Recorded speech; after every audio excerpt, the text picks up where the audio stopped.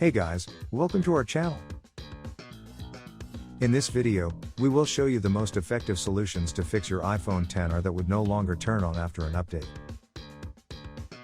It is normal to think that once an iPhone won't turn on or respond, the problem can be with the hardware.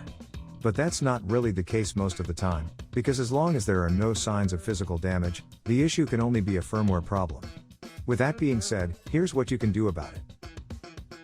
First solution, forced restart. When it comes to issues like this, the first thing that you need to do is to try and force your iPhone to boot up.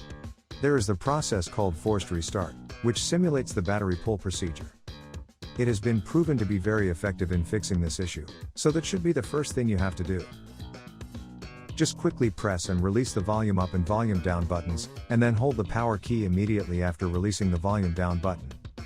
You have to hold the power key for at least 10 seconds to trigger it to boot up. Once you see the Apple logo, release it and wait as your iPhone boots up. The logo is the sign that the problem is fixed. If this doesn't fix the problem, try doing the same procedure a few more times to make sure you're doing it right. Second solution, charge and do the forced restart. After doing the forced restart a few times and your iPhone XR is still stuck on a black screen and won't respond, then it's time that you try connecting it to its charger and do the forced restart again while it's charging.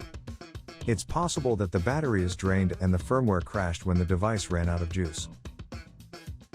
So plug the power adapter to a working wall outlet, and then connect your iPhone to it using the original lighting cable if possible. Regardless of whether it shows the charging sign or not, allow it to charge for at least 5 minutes. After a few minutes of charging, try doing the forced restart again while the device is still connected to its charger.